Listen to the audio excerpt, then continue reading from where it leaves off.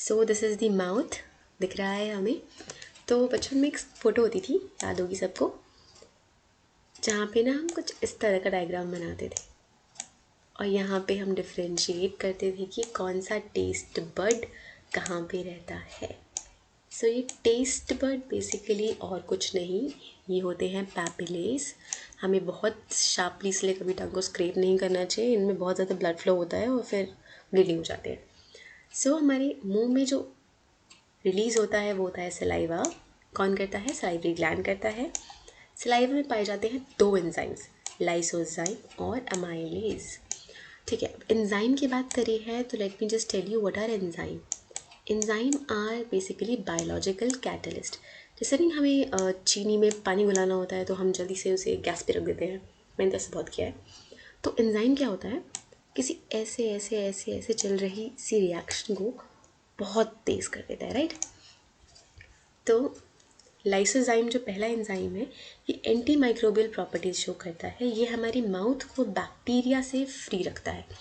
Amylase जो है ये बेसिकली डाइजेशन एंजाइम है, ये हमारे कार्बोहाइड्रेट का ब्रेक डाउन करता है। जैसा कि यहाँ दिख रहा होगा हमें, इसका हमारे माउथ का पेज स्लाइटली एसिडिक होता है, 6.8, मतलब very close to the neutral side. यहाँ पे स्टार्च कन्वर्ट हो जाता है इनटू दी माल्टोस। माउथ के बाद आता है ईसोफेगस, जहाँ कोई भी डाइजेशन नहीं होता है, वहाँ पे खाना बोलस या काइम के फॉर्म में मूव करता है नीचे तक। उसके बाद आता है हमारा स्टमक। स्टमक में हम सब ने सुना होगा एसिड। बचपन में हमें क्या लगता था कि हमारा जो पेट है यही है स्टमक, राइट। बट एक्चुअल में ऐसा कुछ नहीं है। स्टमक एक बहुत छोटा सा पार्ट है, जे शेप पार्ट हमारी एलिमेंट्री कैनाल का। हमारे स्टमक में 3 तरह के सेल देखने को मिलते हैं, म्यूकस सेल, पेप्टिक सेल और ऑक्जेंटिक सेल। ऑक्जेंटिक सेल्स को पैराइटल सेल्स बोलते हैं, पेप्टिक सेल्स को चीफ सेल्स बोलते हैं। ऑक्जेंटिक सेल्स वो सेल्स हैं जो हमारी बॉडी में रिलीज़ करते हैं HCl, और HCl सिर्फ के साथ साथ वो प्रोड्यूस करते हैं इंट्रिंसिक फैक्टर्स। HCl जो है डाइजेशन में कोई इंपॉर्टेंट रोल प्ले कर डायरेक्टली नहीं करता है। HCl बेसिकली खाने को बनाता है एसिडिक और ज़्यादा एसिडिक, जो ज़रूरी होता है एक एंजाइम को एक्टिवेट करने के लिए, ठीक है। और इंट्रिंसिक फैक्टर्स जो हैं ये ऑक्जेंटिक सेल्स रिलीज़ करते हैं, और इंट्रिंसिक फैक्टर्स विटामिन B12 के एब्जॉर्प्शन में हेल्प करते हैं हमें। लीविंग टू HCl का वर्क देखते हैं तो हमारी बॉडी में ना पेप्सिनोजेन एक सोता हुआ एंजाइम होता है, इसे प्रो एंजाइम कहते हैं। सोते हुए एंजाइम को हम कहते हैं प्रो एंजाइम, है ना। ये प्रो वाला प्रो नहीं, ये एक्चुअल में बायो के सारे प्रोज ना नूब्स होते हैं। तो बेसिकली पेप्सिनोजेन जो है बिल्कुल नूब है, अभी रेडी नहीं है। और ये क्यों करते हैं हम? बिकॉज अगर हमारा ये पेप्सिनोजेन रेडी रहेगा तो ये हमारी स्टमक के प्रोटीन को खा जाएगा, है ना। Because cell wall is made up of what? Cell wall is made up of protein plus lipid. तो पेप्सिनोजेन, अगर ये पेप्सिनोजेन जागेगा, इसे कैसे पता चलेगा कि स्टमक का प्रोटीन कौन सा है और खाने का प्रोटीन कौन सा है? तो ये सोए हुए फॉर्म में रहता है। जैसे ही पेट में आता है खाना वैसे ही जागता है HCl, और ये HCl कन्वर्ट कर देता है पेप्सिनोजेन को इनटू पेप्सिन, और पेप्सिन ही वो एंजाइम है जो कन्वर्ट करता है प्रोटीन को into proteoses and peptones. HCl की वजह से स्टमक का pH होता है काफ़ी एसिडिक, विच इज़ 1.8। और हम ये एक और एंजाइम है रेनिन। बेसिकली रेनिन हमें ना बचपन में हमारी बॉडी में बहुत ज़्यादा होता है, this is an infant enzyme only. ये हेल्प करता है मिल्क के प्रोटीन डाइजेशन में।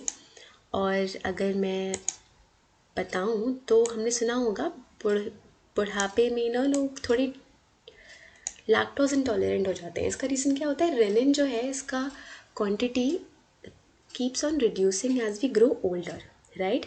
तो इसीलिए समटाइम्स हमारे दादा दादी को मना कर देते हैं दूध कंज्यूम करने के लिए, बिकॉज रेनिन की क्वांटिटी कम हो गई है, तो शायद पूरा प्रोटीन मिलकर डाइजेस्ट ना हो पाए। नेक्स्ट हमारा जो ऑर्गन है वो है हमारा small intestine, which is actually the largest part of the alimentary canal.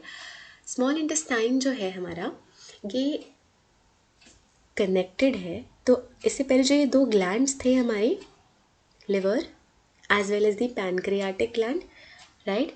तो लिवर जैसे हम जानते हैं इज द लार्जेस्ट ऑर्गन, और पैनक्रियाज प्रोड्यूस करता है इंसुलिन। इंसुलिन की कमी की वजह से होता है डायबिटीज़, राइट। ये सब हम किसी और दिन बात करेंगे। Today we'll talk about liver. Liver release करता है बाइल जूस, और बाइल जूस हेल्प करता है इमल्सिफिकेशन ऑफ फैट में।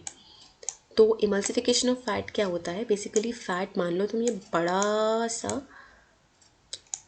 रेक्टेंगुलर शेप समथिंग, तो बाइल क्या करेगा, इस चीज़ को कन्वर्ट कर देगा into smaller smaller fat globules, इसे बोलते हैं हम इमल्सिफिकेशन ऑफ फैट। पैनक्रियाज का काम क्या होता है, पैनक्रियाज रिलीज करता है पैनक्रियाटिक जूस, यहाँ दिख रहा है हमें।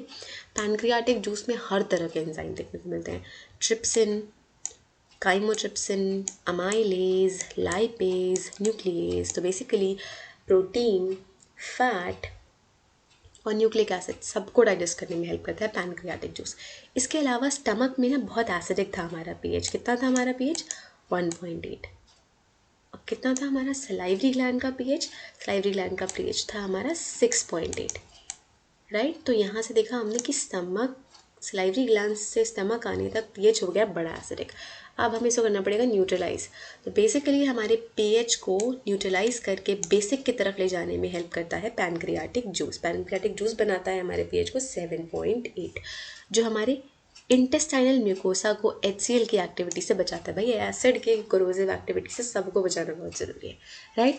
अब आ गए हम हमारी लिवर पे, बाइल जूस हमने देख लिया, बाइल जूस हेल्प करता है emulsification of fat. Intestinal juice है ना, अब ऐसा तो नहीं है कि सिर्फ यही काम करेंगे और हमारा जो स्मॉल इंटेस्टाइन है वो कुछ प्रोड्यूस ही नहीं करता होगा, राइट, ऐसा नहीं है। हमारा जो स्मॉल इंटेस्टाइन है वो प्रोड्यूस करता है इंटेस्टाइनल जूस, जिसको हम जानते हैं स्यूकस इंटेरिकस के नाम से। It is basically स्यूकस इंटेरिकस। स्यूकस इंटेरिकस जो है, इसमें डाइसेकेराइड्स, डाइपेप्टाइडेजेस, ये एजेस जहाँ पे भी आप देखो ना समझ जाना, बेसिकली हम ब्रेकडाउन की बात कर रहे हैं। डाइसेकेराइड को तोड़ेगा डाइसेकेराइडेजेस, डाइपेप्टाइड को तोड़ेगा डाइपेप्टाइडेजेस, लिपिड को तोड़ेगा लाइपेजेस, न्यूक्लिक एसिड को तोड़ेगा न्यूक्लियोसाइडेजेस, राइट। यहाँ पे सब कुछ, अब सारी तरह के एंजाइम दिख रहे हैं हमको, तो सब कुछ यहाँ पे बेसिकली हमारे स्मॉल इंटेस्टाइन के पहले ही पार्ट, जिसे हम ड्यूडेनम के नाम से जानते हैं, में सब कुछ हो जाता है ब्रेक डाउन। स्मॉल इंटेस्टाइन के लास्ट पार्ट में होता है एब्जॉर्प्शन, और बिल्कुल ही डाइजेस्टेड फूड एंटर करता है हमारे लार्ज इंटेस्टाइन में। Let us look forward to large intestine. Large intestine का नाम लार्ज पड़ा है नॉट बिकॉज स्मॉल इंटेस्टाइन से बड़ा है, जस्ट बिकॉज स्मॉल इंटेस्टाइन से ज़्यादा चौड़ा है, hence the name large, right. ये विथ में थोड़ा बड़ा है, एज यू विल सी। तो with is slightly more than what we see here in the small intestine. Large intestine 3 major parts में डिवाइडेड है, केकम, कोलन और रेक्टम। देखते हैं हम यहाँ पे, केकम होता है असेंडिंग कनाल, है ना, चढ़ता हुआ कनाल, और ये जो ट्रांसवर्स है सीधा कोलन। अच्छा, लार्ज इंटेस्टाइन को एक और नाम से जानते हैं विच इज़ कोलन, राइट। तो कहीं पे भी दिख गया हमको कोलन, हमको पता है ये हम बात कर रहे हैं लार्ज इंटेस्टाइन की। तो केकम जो है, इसको हम ब्लाइंड सैक के नाम से भी जानते हैं। यहाँ पे कई सारे माइक्रोब्स रहते हैं, और यहीं पे छोटा सा होता था हमारा पहले वर्मीफॉर्म अपेंडिक्स। ये अपेंडिक्स अब हमारी बॉडी में बिल्कुल भी एक्टिव नहीं है, एक वेस्टिजियल ऑर्गन है। वेस्टिजियल ऑर्गन बेसिकली समथिंग जिसको हम अब यूज़ नहीं करते, something which is no more use by us, right. तो केकम के बाद, केकम ऊपर की तरफ जाता है, हेंस असेंडिंग कोलन। केकम के बाद आता है ट्रांसवर्स कोलन, ट्रांसवर्स कोलन के बाद आता है डिसेंडिंग कोलन, है ना, नीचे की तरफ जा रहा है डिसेंडिंग कोलन। इसके बाद हल्का सा ये जे शेप्ड है हमारा सिग्मॉइड कोलन, जो ओपन होता है रेक्टम में। रेक्टम इज़ द प्लेस जहाँ पे सारा वेस्ट स्टोर होके रहता है ना। पूरे टाइम खाते रह रहे हैं, 3 बार खाना खा रहे हैं, तीनों बार वेस्ट जनरेट होगा डाइजेशन के बाद, क्या हर बार हम फ्रेश होने जाएंगे? नहीं, राइट। तो हम वेस्ट को यहाँ पे स्टोर करके रखते हैं। और ये है हमारा एनस, हमारी वो ओपनिंग जहाँ से हम बेसिकली खाने को फेंक देते हैं बाहर, नॉट खाना, द वेस्ट ऑफ द खाना, राइट। अब हम बात करते हैं अब्जॉर्प्शन की। तो जैसे ही हमने डिस्कस कर लिया था, माउथ में डाइजेशन होता है कार्बोहाइड्रेट का, और माउथ में बिना डाइजेस्ट हुए एब्जॉर्ब हो जाता है ड्रग्स, है ना, हमारी सारी मेडिकेशंस।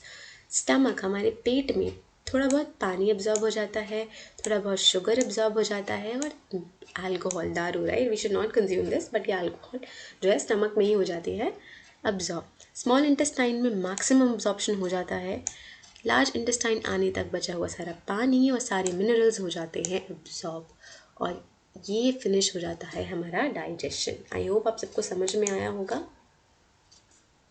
Thank you.